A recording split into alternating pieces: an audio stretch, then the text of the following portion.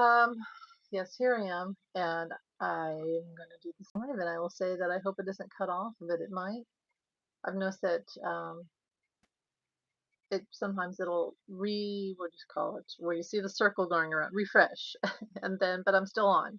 So I don't know. I'm sorry if it's bad. I'm here. It's hard to upload these after I do them, so I'm sorry about that as well.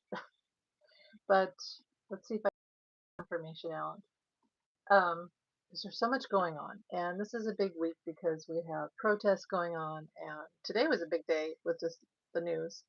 Leland had his thing last night where his target now is Tim Walz, who obviously, as we talked about, is creating a shadow government for the Democrats to go against, eye for an eye, tooth for a tooth, energy matches energy. And we needed a leader. We need a leader in the Democratic Party, and Tim Walz has stepped up, which is kind of what I saw. Early on the after November 5th, I noticed that as the Democrats were basically rolling over and either playing dead or just completely giving up altogether, the only person who stayed in the game, stood up for all of us voters, um, was Tim Walz.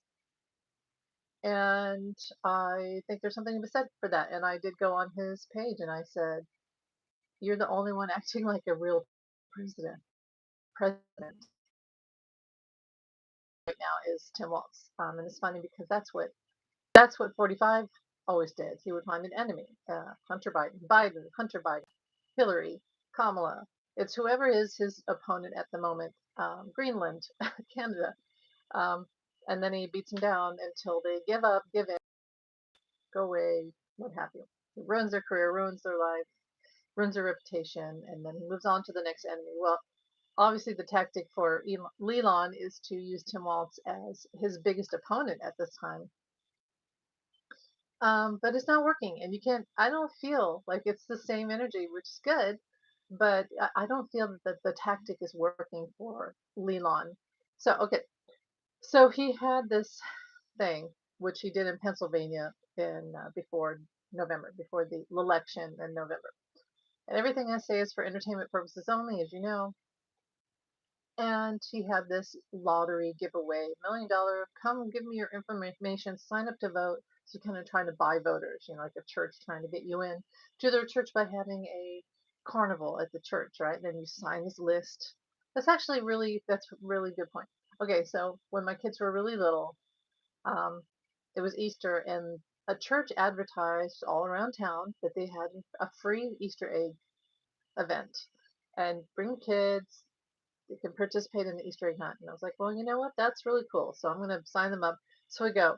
There's no parking. Cars lined up everywhere. Everyone went.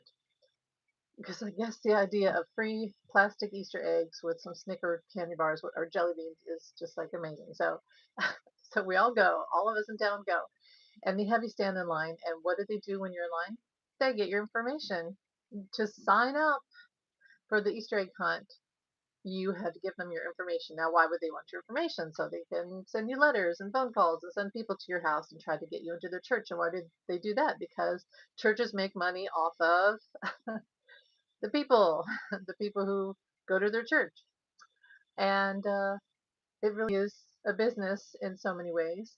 And so then you get to put your kids into a pen with a little bit of grass and some plastic Easter eggs, and then they fend for their lives for 1 minute. It was literally 1 minute. I'll never forget that.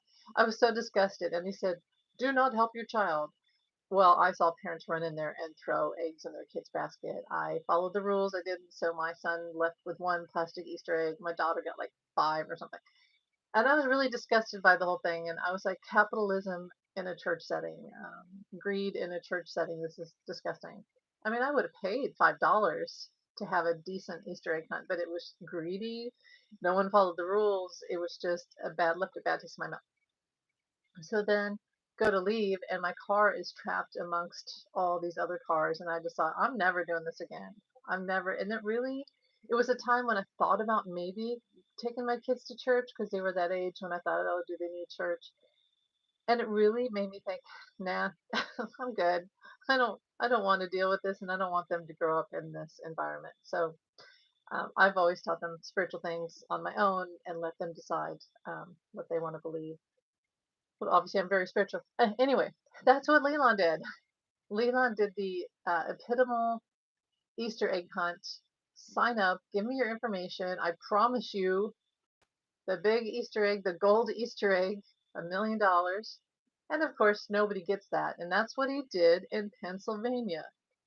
And it was illegal then and it's illegal now. But they didn't really hold him accountable. Why? Because they're scared and they have their loyalists in high places, even in Wisconsin. And this is for a judge position, this election. So he says to everyone, it's a lottery, sign up, give me your information. And then what happens? They, people sign up if they're not registered already, right? And in the I mean, who wouldn't? Who wouldn't give their information for the chance of winning $1 million? Well, the thing is, there is no $1 million. There never was. The checks that he hands him, just generic, big, fake Party City fake check. This is $1 million. Doesn't even have their name on it, and it's fake. Two winners. Now, this morning they found out that both winners were, as I called it, because it's what he did in Pennsylvania, part of PAC, far right Republicans, conservatives. The girl actually helped sell online, promoted Teslas, like using a brand sponsorship. And the guy was a conservative, far right. Yeah. So, and they're not going to get the money. There is no $1 million. It's just a scam, folks. It's a scam. So that should be shut down. I think I'll do this by topic and shut this down and come back and do the next topic. So this is about Leland's grand Easter egg hunt. Illegal. I do think he's going to be held accountable for these things. But it's what he did in Pennsylvania to take people's information. And then what does he do with that information? All of a sudden, all these magical, fraudulent ballots show up before election day. And then there's ballot box burnings and all these. It's going to be the same thing. The same thing's going to happen. And then they're going to try to call it early and say, not Paxton, but the other person went, whoever these two candidates are for Wisconsin. But like other readers have said, I see that uh, the woman judge wins.